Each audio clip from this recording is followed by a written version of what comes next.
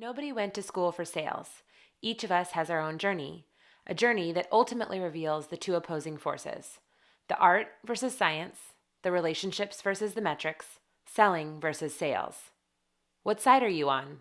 This is the Love Selling, Hate Sales podcast. Welcome to the Love Selling, Hate Sales podcast. I'm joined today by not only awesome, kick-ass number one seller for Engagio, Brett Samurin, but also happens to be one of my good friends. Brett, thank you for joining. Yeah, no, Josh, I mean, two Zona natives, like, come on, representing the sales community. It's awesome. It's my pleasure to be on, even though I'm a little more west, or rather east than west now. Yeah, I'm glad to rap with you today, buddy. Yes, this is great. So as we were talking about a little bit in show prep, the love selling, hate sales concept is all about the dichotomy of, the art and science of sales, right? So there are those sales guys, I'll put myself in this camp, that love the relationship building. We love the courtship of sales, we'll call it, right? And then on the other side, oftentimes you have the management side, which is this strong desire for CRM, activity reports, all of that different kind of stuff that, in my opinion, drives sellers crazy. But hey, there are freak shows out there that love them both. But I wanted to talk to you because from what I know, you are an outbound machine. You have your process. You make sure that you're getting your shit done and you produce. So just first thing, high level, what's your take on the whole love selling, hate sales concept? It's tough. The 14 years carrying a bag, logging everything and following this like very defined structure. It's repulsive to a large degree. It's something that, turning 40 in 2 weeks, I'm embracing in different levels, right? So like adding and logging people, no. Like really good follow up, really enjoying the dynamic of to your point, like the courtship and like the enterprise sale. Yeah, it's like the complexity. It's kind of like, Axis and Allies, which is a board game growing up, right? You're moving all these pieces in all these places. And it's fun to really be a conductor of the orchestra, but it's not fun to be kind of writing the music on the sheet. And that's kind of like, the measurement and the operation. I love that.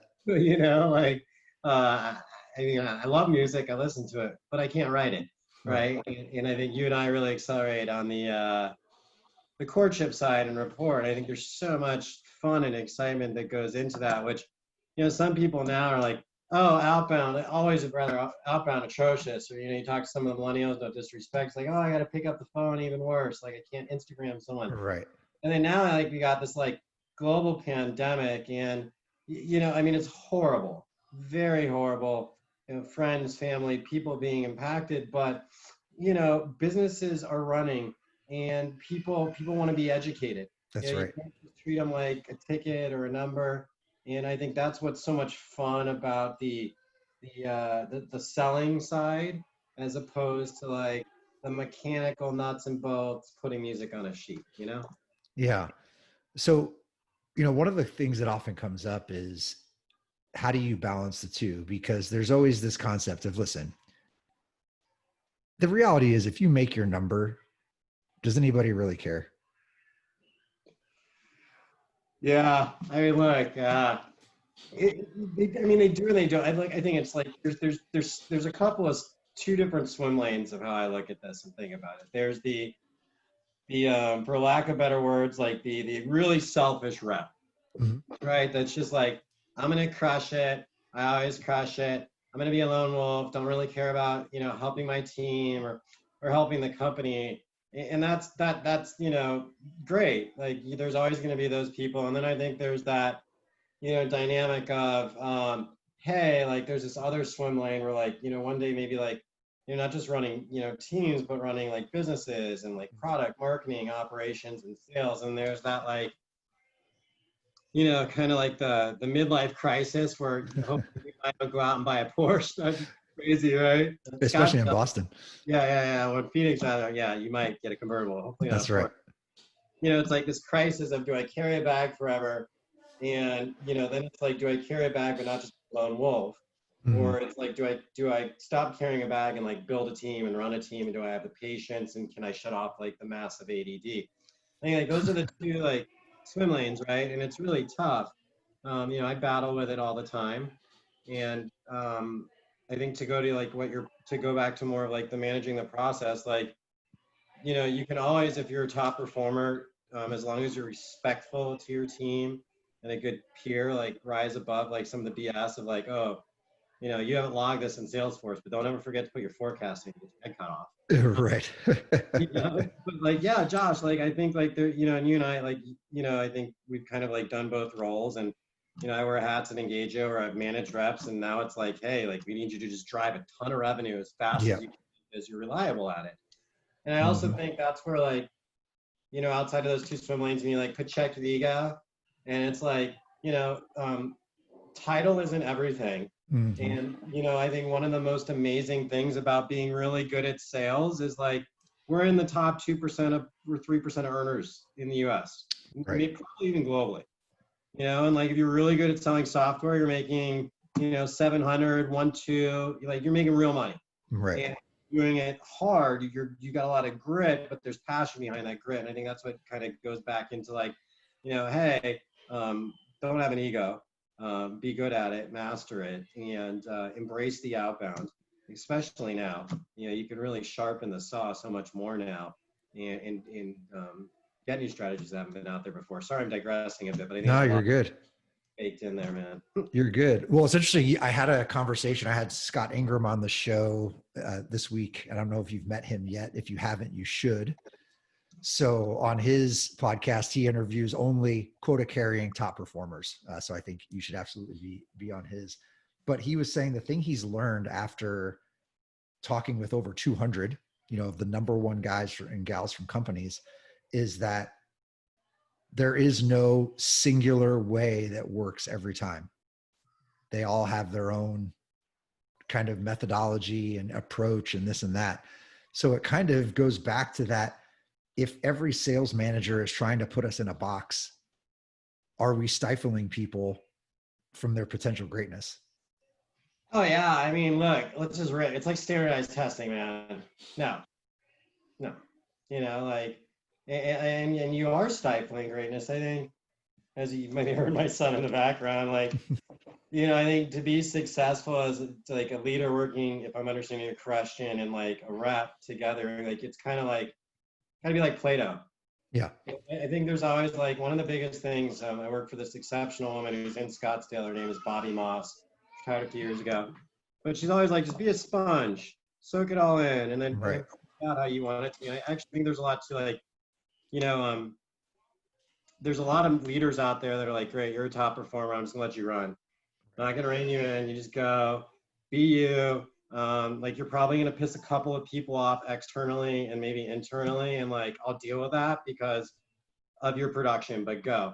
Right. And then I think like the real conundrum is like, and I kind of dealt with this with my, period managing couple of A's and some of the mentors I work with. It's like, you've got these B and C players, right? And then it's like, can I take a C and make it a B, and can I take a B and make it an A? Right. And then I think that the challenge inherently though is like those leaders, and I've worked with a few that are just like, it's such a rigid box. And I hate to like apply it, but I'd say like certain sales leaders that maybe come into the space from like an engineering background, Mhm. or it's very like, or have that, like they have a very like structured, it's got to be Process driven. yeah, Yeah. like that's tough. At the end of the day, I'll say like, I think, having a leader that understands, take the Sandler submarine and make it you. Just you Mhm. have to ensure all the, the buckets of a process, and selling software to a buying committee or seal is critical. And Mhm. unfortunately, a lot of reps are looking right now for new jobs. There's been cutbacks in the valley, globally, nationwide. And I think like that's a key thing to assess too. Like, to another core point there, like, if you're gonna sell and you're gonna sell how you want to sell, and if you're a top performer, like what are those communication patterns, with that person you're talking to or interviewing with, and you got to be able to suss that out. Otherwise, like you're hosed, because you won't have the autonomy to be you. Someone's always going to try and say like, hey Josh, like, you're wearing wildcat blue, and that's atrocious because it's atrocious. But you kind of got like we're both Sun Devils, ASU colors on there. But yeah, sorry to digress again. But yeah, no, I think that's really important. I think it's understanding what you can coach and what you cannot coach, but understanding like the person and who you're trying to coach. I think one other last point is, it's kind of like in business and in sales, to be a top performer, to like be a good leader or to be a good teammate, like really understand the people you work with. For example, I have an ADR that I've worked with. She's unreal. And she was a competitive gymnast for many, many, many, many years. Wow.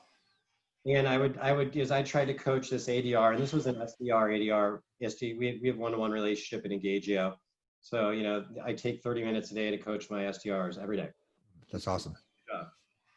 But you got to make it understandable. And this person, she did gymnastics and she was getting very frustrated. No one's answering the phone, Brett. No one's answering the phone. I was like, okay, let's take a couple steps back. Like, I was like, you learned the balance bar, huh? Like the beam, like that thing. And I was like, right. You like flips on that and land it and stick it, like right. double flip and this, sticking it on one try. And I think that kind of goes to like, a good teammate or a good leader in sales will always make stories about like parallels, like things you do that make it understandable, right? Like keep it simple, stupid is like what a lot of people say in sales. And I think to go to like the selling and the hate of like the mechanical, like the love of selling is like you're always reinventing what you're saying, who you're saying it to, who you're saying it to. And the disadvantage with that structured leader is it's always going to be stagnant.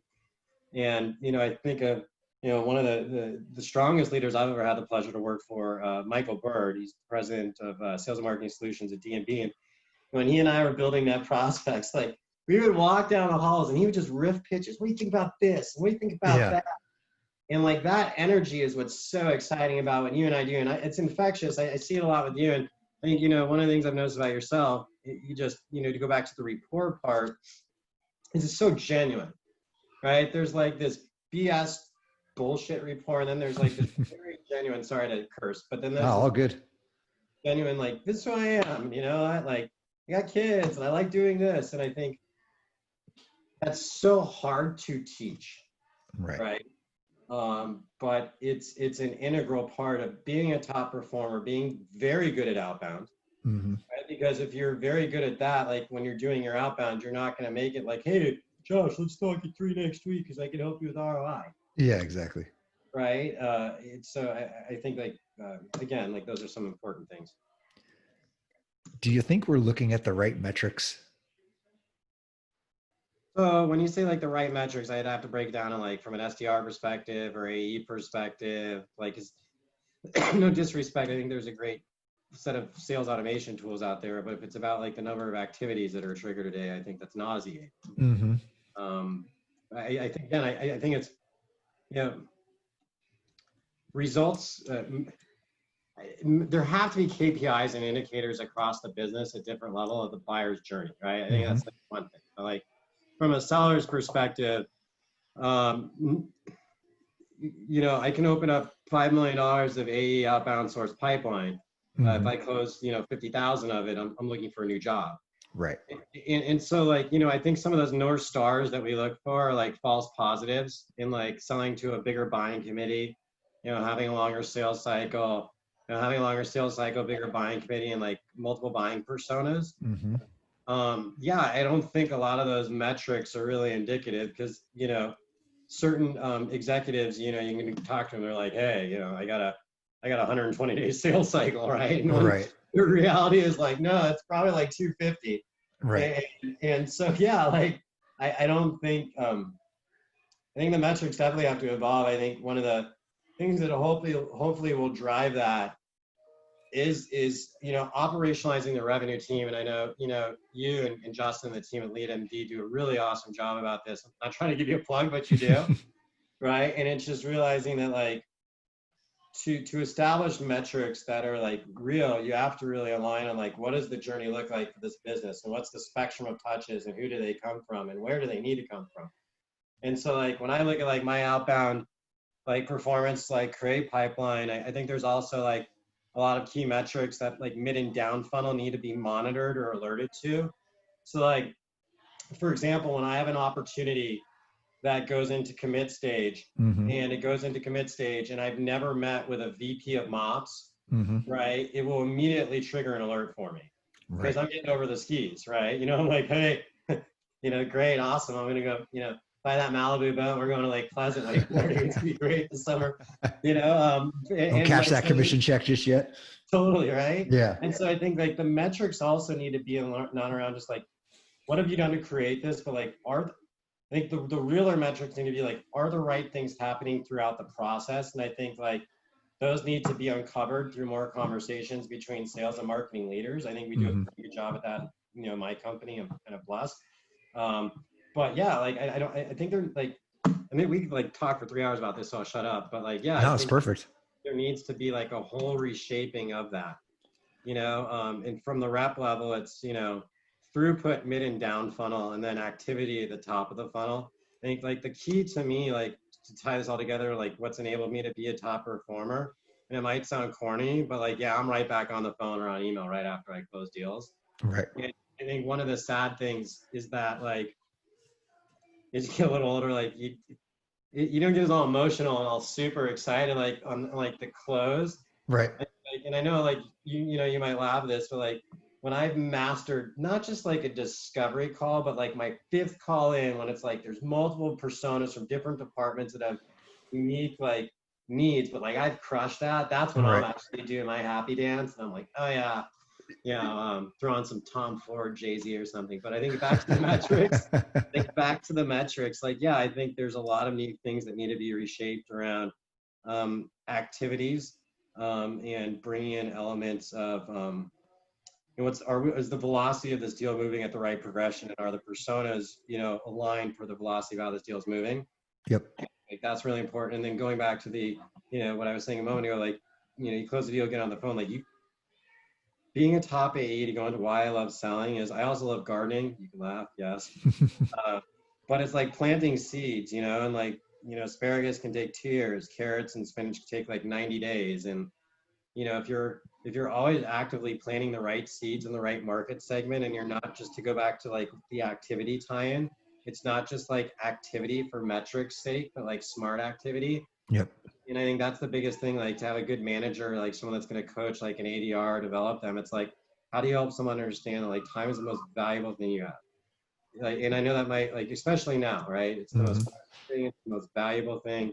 And when you start making some really big W2s, it becomes more and more apparent. And so it's like trying to educate people. It's like, great, I'm going to do all these activities. Well, are they going to be to the right personas, and then the right personas in the right size market segments? And I think like that's where we should change certain elements. What are your thoughts on that? Do you have anything to add potentially? Yeah, I mean, there's definitely a lot there. I think I'm going back to the point you said early on, which is when I go to create pipeline, right? And that one singular thread there it comes down to a single word to me, is qualification. And there's a million different qualification methodologies out there, BANT and ANUM and the blah, blah, blah, blah, blah, right? How much of qualification methodology or qualification is you just know versus checking boxes? Yeah, I mean, you definitely, it can't ever be about checking boxes, because that just becomes emotion, and motions don't have throughput in my mind. Like, I think like the key goal, and this is what makes like what we do so exciting, is that there's all these digital breadcrumbs that are out there, right? And I think that you put your little Magnum PI hat on, pretty cool if we did have the red Ferrari. But if you put your like Magnum PI on, I think there's so much out there that can make it so easy and simplified to make it relative and on point. So yeah, I mean, I think the core thing is like, what are your sources of truth as well, right? Like, what are the tools? What are you looking at? And like, that's a whole like sales activation, MarTech activation conversation as well. But like, what are your North Stars? Yeah. Right. And then knowing where your North Stars are, and like, what are the, active channels that your personas are in, and then, running with it. Right. I think that's kind of how I put it.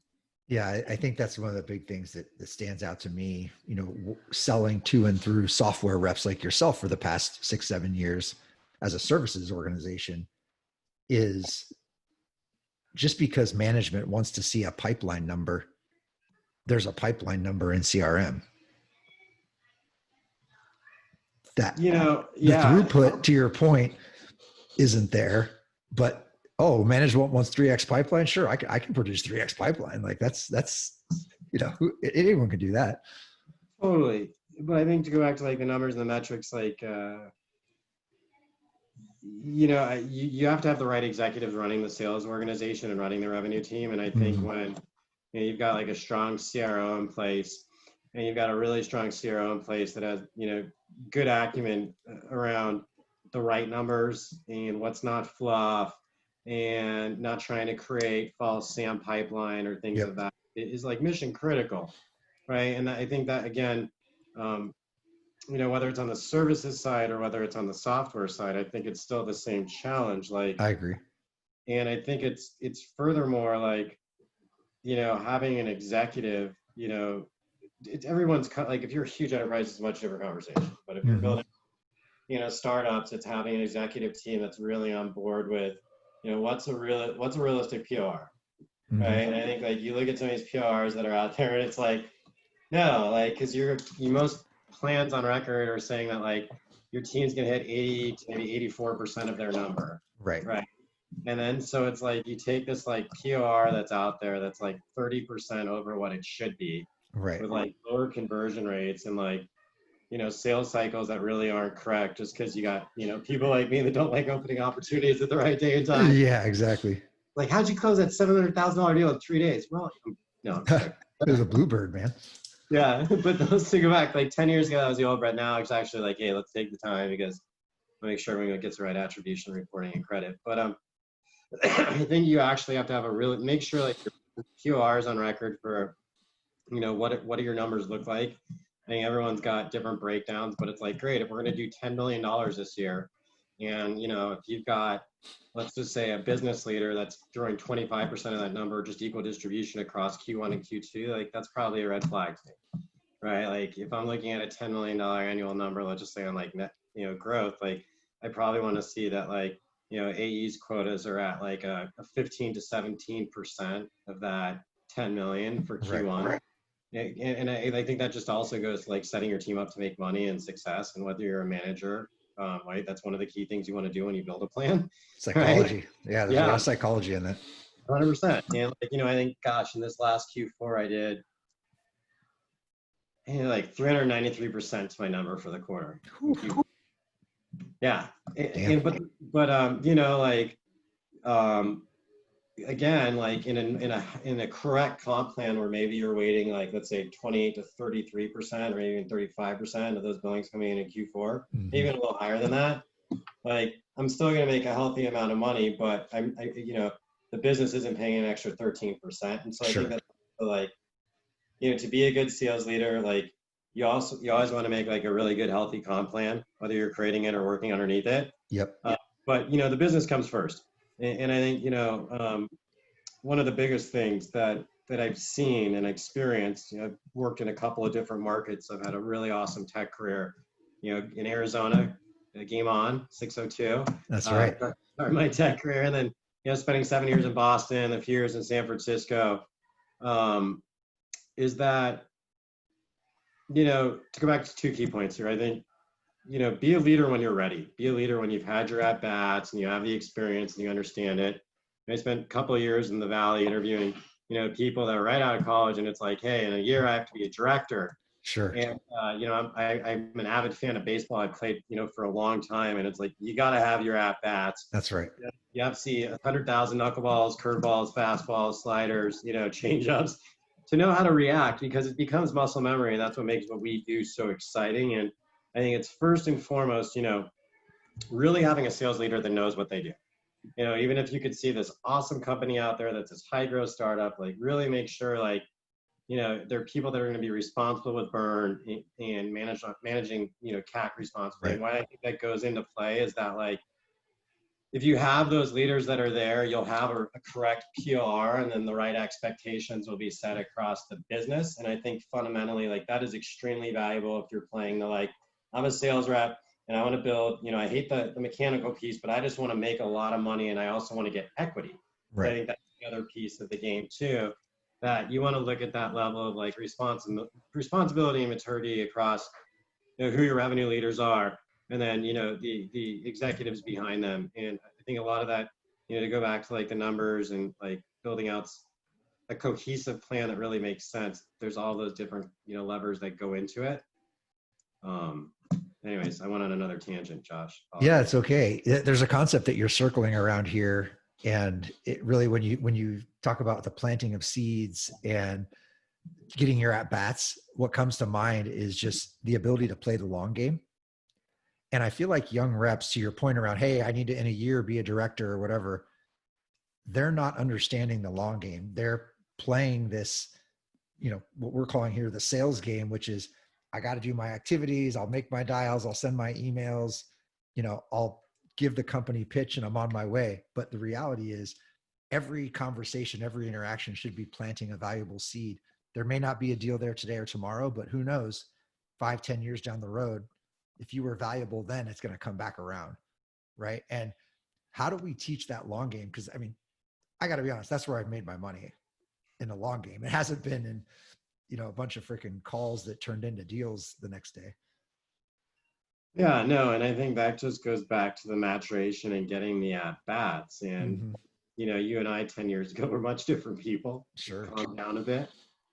And I think it's having the right leaders that influence you along the way to set those expectations. And I've been very fortunate through, exceptional leaders like Brian Serino and Michael Bird and, my current CRO, Patrick Donnelly. Yep. To really learn a lot about the correct ways to think about it.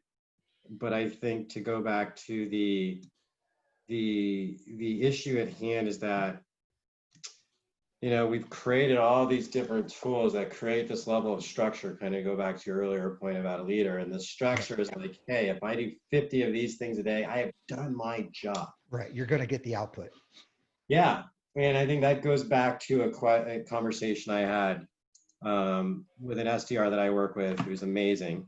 And I said, well, hey, you get comped on, meetings set, but you also get like a bigger kiss when there are opportunities, right? Yep. And so I think that goes back to like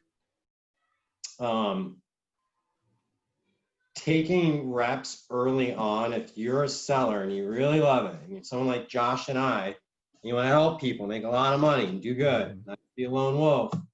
Like, you take the time to educate an ADR early on and like, hey, don't just look at it as like I did 50 tasks and I've got my 10 meetings for the month or 15. Because you know what? You may have 15 meetings for the month, but probably 7 of them are going to cancel. So you really need 30. So let's start learning that. But I think the point is it's about this whole mindset of activity to reel it in has lost the true concept of quality.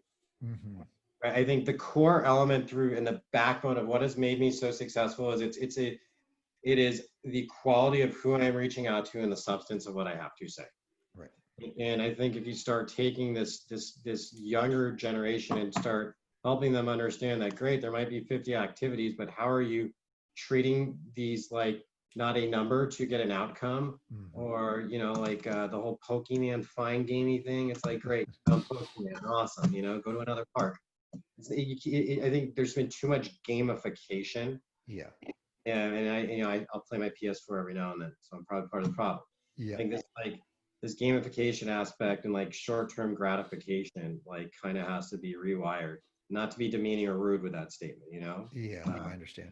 Well, I'm willing to bet that who you're targeting early on and the conversations you're having with them, especially early on, have nothing to do with Engagio. No, I mean, look, I think it all depends about the persona, right? CMOs want to have different conversations that a VP of revenue operations or marketing strategy or innovation or demand gen and field marketing and AVM. Right. I think, pardon me, I think to your point, it's all about seeking to build rapport, but not just, it's about outside of the business swim lanes. Right. And I think this is where you need to learn like a couple of key things to build rapport. How the person likes to communicate, right? What are their communication patterns, inflection, and how do you mirror? Who are they outside of the office, right? Like, do you have common ground, like hobbies, travel, children? I think those are like really core distinguishing points early on to start like reshaping and transforming the conversation. And I think that goes back to like, your question of like, I'm not always asking for the meeting. No. Like, and I think that's where you have to rewire and reshape. Like if you're just always asking for something without building or establishing any credibility whatsoever, like Mm. you're, and you just got put into like the column fodder column. And I think, you know, it's a critical element of that, to that piece of like where you're spending your time and where you're planting your seeds. Like, Right. let's say you're, again, high growth startup, real quick, I'll be short on this. Yeah. High growth startup, you wear a lot of hats. You could sell enterprise companies, you could sell mid-market, you could sell SMB. Great. All those companies have different sales cycles, right? And, you know, I've seen some massive failures, you know, from people I've worked with and even made some myself, where it's like, great, I'm just going to focus on the whales because, you know what, I call GE and SAP and Microsoft, LinkedIn. Yeah. So cool. But then you forgot to fill that mid-market and down-market pipeline. Right. And so I think like mission critical is that you really understand how to develop, like planting the right seeds with the right personas that you have product market fit for in the different, if you can wear 3 different hats and sell to all markets, all those different landscapes, because you can, let's say, create 8 enterprise deals a year that are really real deals, Right. honest with yourself. Then maybe you're creating like, you know, 24 mid-market deals a year, but then you maybe got to go find like 40 SMB deals a year. Right. Right? Everyone's ACV is different, but I think that mindset as well is mission critical, like super mission critical. And I think one thing to go back to, like that actually is kind of a maybe contradiction to a degree, but to go back to like the hate selling part, Mm-hmm. you have to be a master of your numbers. Mm-hmm. Where are you? How are you tracking? Where are you at? And not just your numbers, but like if my CRO Patrick or my CEO John were to call me right now, I know all my deals that are in flight for this quarter or next quarter. Because that goes back to like not creating fluff. Like if you open deals, they're real deals. You got real pipeline. You know, looking and seeing like, yeah, 45 opportunities. Well, you're missing out on probably the 10 or 12 that are real, and you're not going to be able to spend the right amount of time. I think that mechanical element though of being a master of your pipeline is mission critical to being successful at the loving part. So that's the only mechanical piece that I will say that like, I know cold, it's scary. Like I can remember people from deals like 4 or 5 years ago. Oh yeah. Weird. But that piece of the mechanical element to be successful and make a ton of money in sales is mission critical. Yeah, I'm with you. You know, I think that the whole concept of love selling, hate sales isn't to bash one thing over the other. It's just to kind of unpack each one.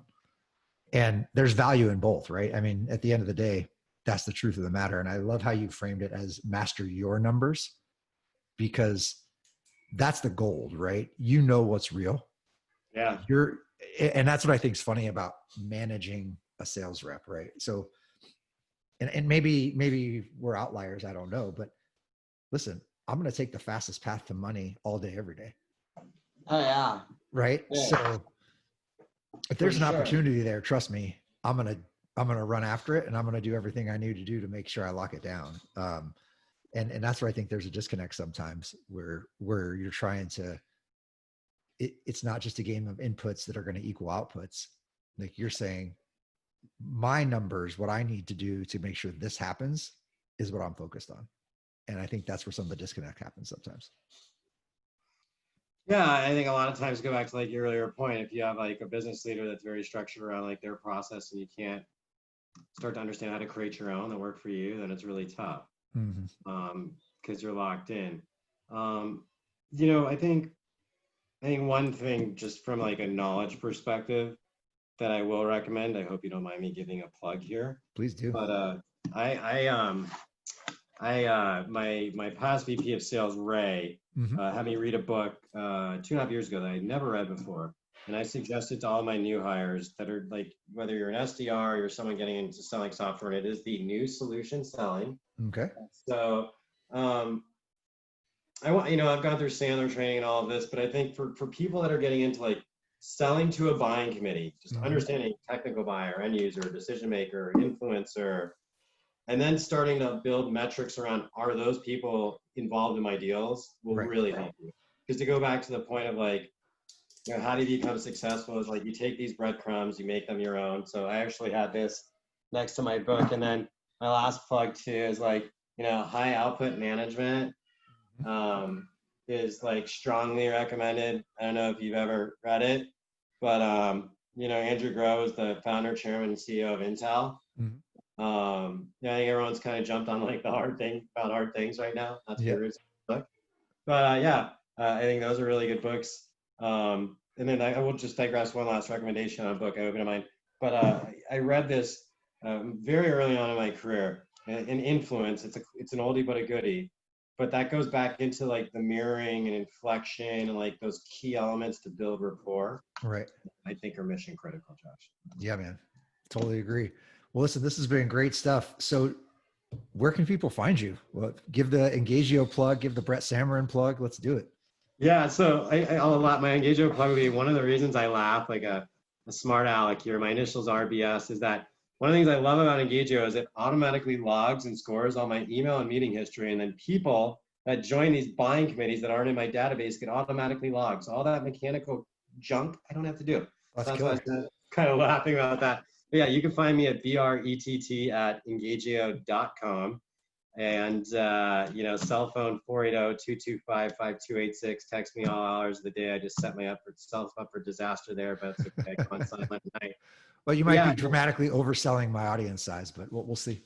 but no, hey Josh, thank you for doing this. Really, like you're a thought leader in our space, and I really appreciate it because you bring to light so many things a lot of people are afraid to talk about or won't talk about in different ways, and you bring in so many cool personalities. So as a seller, I really appreciate and value what you do for our community. And feel privileged to take part in this today, man. Dude, I appreciate it. I'm just having fun. Gotta have fun. That's And right.